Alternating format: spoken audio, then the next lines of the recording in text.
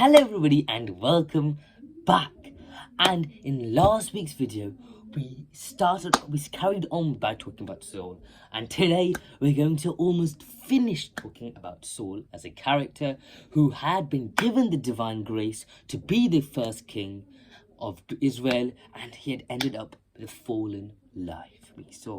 As we saw last week about how Samuel in 1 Samuel 15th chapter, he talks to Saul as a prophet to him about obedience is the divine nature. This nature of obedience is what led you to become a king and rule in this kingship period. But because of your rebellion against God, you have been rejected, and God regrets making you the king. For your actions, words and thoughts are not to what God wanted them to be, and for this mistake you are rejected, and God has let him free.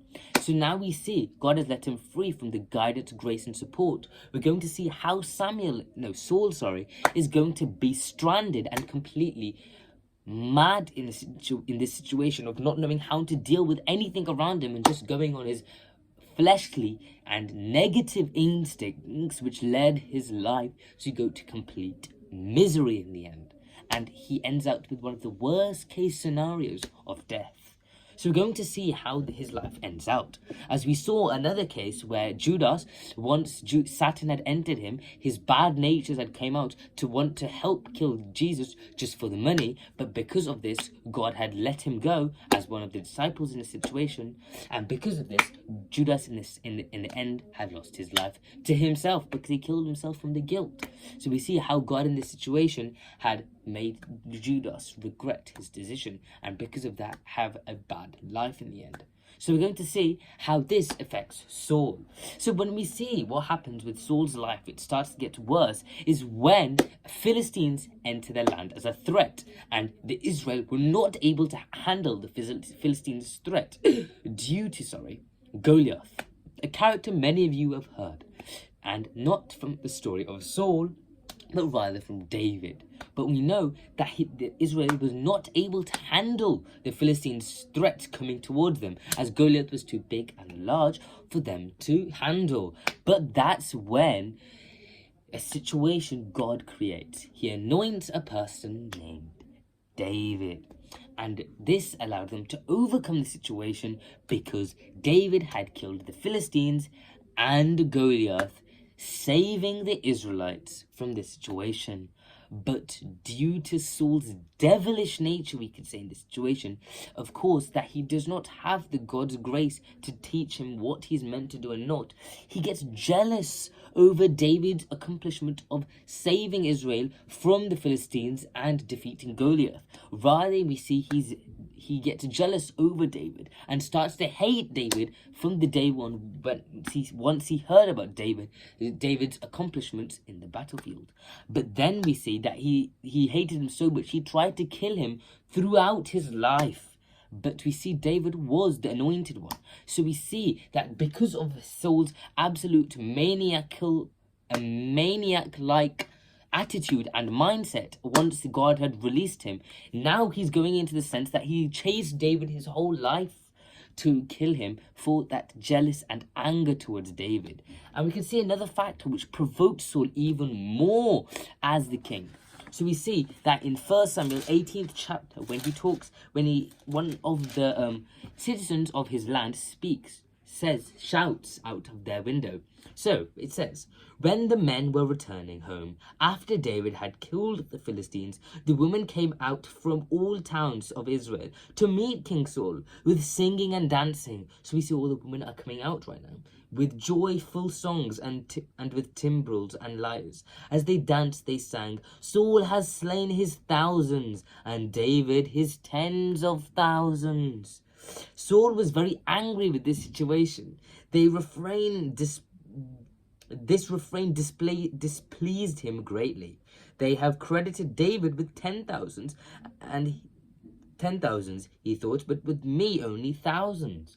So we see how now he's making stupid, almost very childish actions in this situation, because now he's going into the way of talking about just silly things and he's getting provoked by the people's speech in the situation. But if he had the godly nature, he would have understood that this situation he was meant to stay calm and not get almost basically provoked by the woman's speech. And if he had the God spirit, he'd have just seen this as a statement and have just let it go, because after all, he was the king and the chosen one. So what is there for him to be sad about? Because his country has been saved, so he shouldn't. But because of his mindset is changed now, because God had rejected him, he is now feeling anger towards David for the statement the people made about him.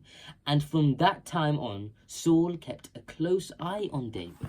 So we see from this point on, Saul is chasing David for his whole life to kill him, for that hatred and anger and jealousy. 3 emotions that we should never hand, and they're the fleshly fruits of spirit that Satan uses against us to make us go in the wrong path, against God and ultimately to our own demise. And because of this, Saul went the same way. He basically fell for all the traps, you could say, Satan had left for him, and he completely collapsed and he completely went mad, chasing David for his whole life. But we see even when he had the chance, he couldn't, because God was protecting David his whole life. And Saul might have understood this. He kept on misusing his powers as a king and only tried to kill David and only used his kingship as a bad thing. And however, though, we see David always obeyed God, and even when he had the chance to kill Saul, and when he was right in front of him to kill Saul, David did not kill Saul, even though Saul was chasing him, because he knows the obedience that he must follow, for that is divine, plus Saul is the chosen one of God. So he was, you could say. And that means there is a reason for him being there. And he can't just kill him like that. For he's obedient to God and he respects the judgment of God. And he cannot place the judgment on Saul to kill him, as he is just a mere tool towards God. So now we can read the conversation, though, between David and Saul about how David said to Saul that he could have easily killed him. So we can read in 24th chapter, we can read 8 to 13th verse.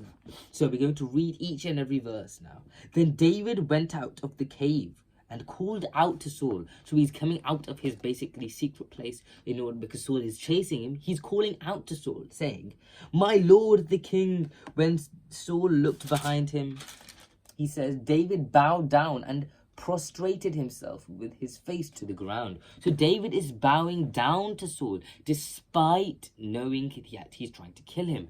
But we see that because David does this, the reason for this is because David knows he is the chosen one of God at one point, and that's why he's the king. And since he's the king, the respect must be put there. So David is showing that obedience and trust towards God, and because of that, he's bowing down. And then he said to Saul, "Why do you listen when men say David is bent on harming you?" So there's many rumors are being put in place that David is trying to kill him as well. But David's saying, why would you believe these rumors?